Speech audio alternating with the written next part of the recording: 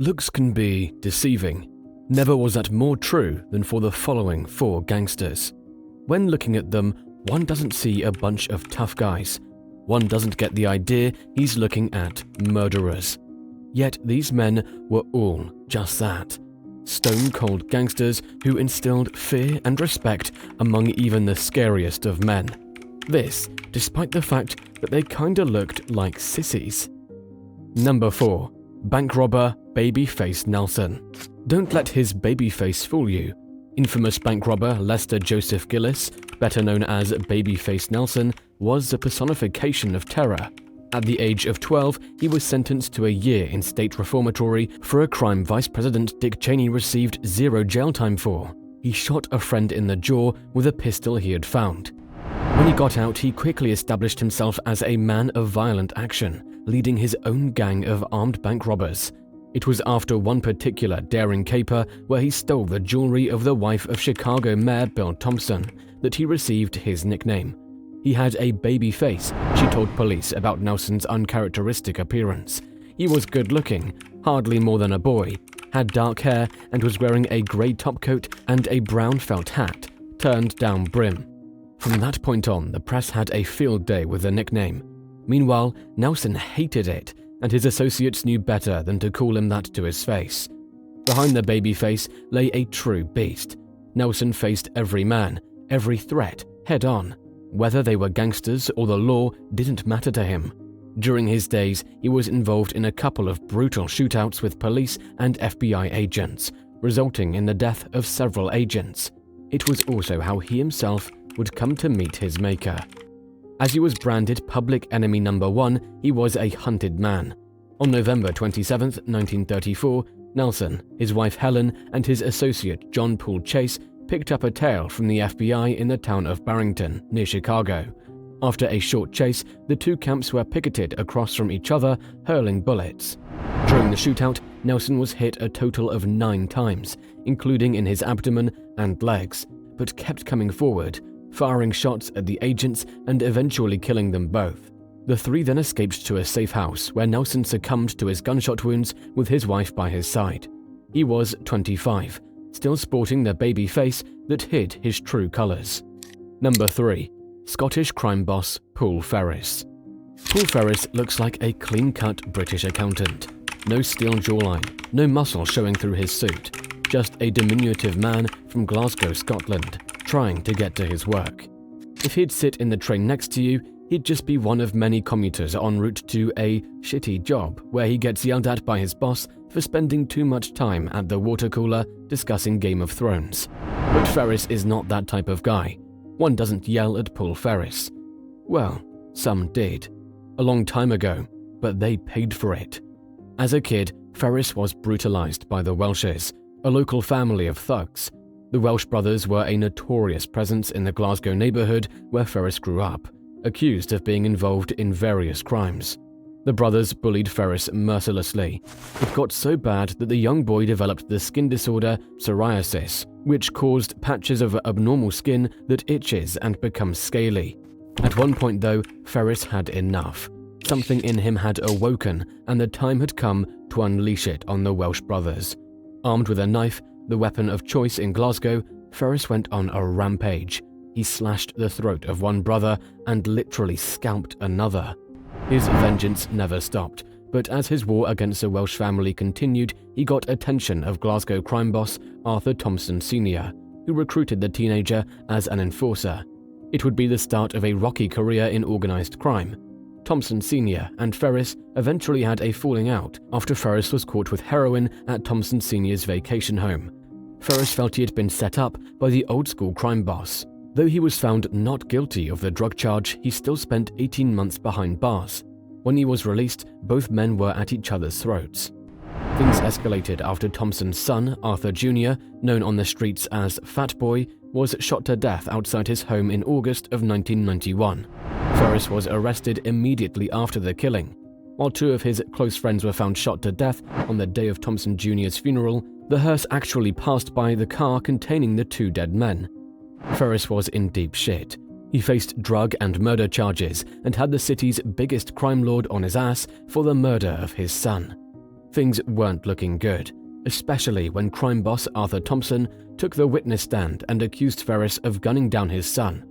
But after the longest and most expensive trial in Scottish legal history, at that time, Ferris was acquitted of all charges.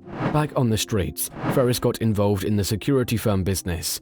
Though it was a shady business, it did make sense. Given all the attention and Ferris's reputation, who would be dumb enough to fuck with him?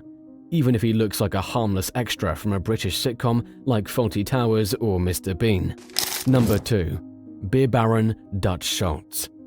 What Schultz lacked in rugged appearance, he made up for with gigantic balls and a ferocious temper. Born Arthur Flegenheimer, Schultz got his start robbing crap games and smuggling beer during Prohibition, first as a driver and later as a man in charge of it all. As a boss, it was pretty clear what Schultz wanted: everything. After becoming a multimillionaire countless times during the years where booze flowed through illegal channels, he was not yet content and kept his eyes open for new business opportunities. When the Volstead Act was repealed and alcohol was legal once again, Schultz set his sights on the Harlem numbers racket. The numbers game was simple and highly lucrative. Players choose 3 numbers, which were then picked from the last number before the decimal in the handle at the racetrack. Everyone could play, and everyone could win big. But the biggest winner was Schultz, after he had an associate of his fix a game. Schultz was explained that he himself could fix the numbers in his favor by making a certain bet at the racetrack in the final minute. This way, Schultz could control which numbers would hit in advance, guaranteeing enormous profits. By then, Dutch Schultz was the odd man out in a New York dominated by La Cosa Nostra, the 5 Italian-American mafia families. Though his was a large and powerful organization, he was no match for the Italians. Unbeknownst to the young crime boss, he had become somewhat of a relic. Gone were the days of the volatile Al Capone and the Midwestern bank robbers. The mafia had put the words organized and crime together and ran a tight ship. All of a sudden, a commission made up of all the mafia families controlled organized crime in the city and decided who was gonna get clipped. Schultz was having none of it. Like all men on this list, Schultz was not one to push around. U.S. Attorney Thomas Dewey had not gotten that memo, however, and aggressively tried to convict Schultz on tax evasion charges. With heat from law enforcement intensifying, Schultz was painted into a corner. He cut the salary of his men to cover his legal costs and had to move parts of his operations due to increased scrutiny from police. Enough was enough. Schultz went before the commission and asked the boss's permission to murder Dewey. They voted against whacking the U.S. attorney for fear of a law enforcement crackdown, leaving Schultz outraged and isolated. As he left the meeting angry and upset, the bosses decided he had become a major threat to not only their livelihood, but their lives as well. He had to be killed. A Murder Incorporated hit team was dispatched and handled the job. On the evening of October 23, 1935, Dutch Schultz was shot at the Palace Chop House at 12 East Park Street in Newark, New Jersey. 3 of his associates were also shot. All 4 men later died at the hospital. Number 1. Mafia boss Carmine Persico. Looking at photos of Carmine Persico in his younger days, one can be forgiven if he thinks he's looking at a cast photo of Revenge of the Nerds. Persico looks a little bit like comedian Jeffrey Seinfeld even. He certainly does not look like a man who allegedly committed his first murder at the age of 17. Nor does he look like a man who took on the infamous crew led by Crazy Joe Gallo.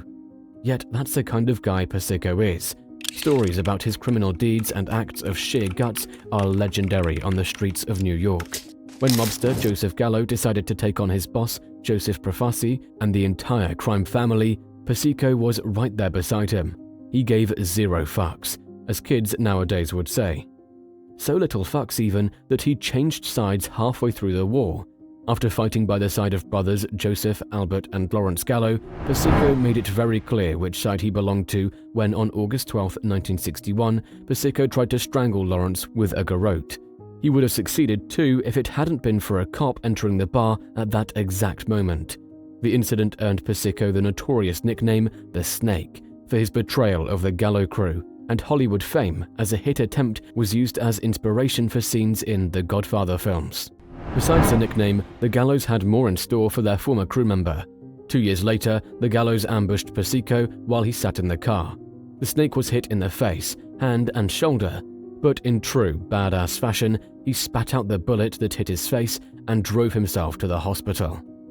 In the decades that followed, the scrawny nerd took control of the Colombo crime family, holding on to power despite spending most of those years in prison.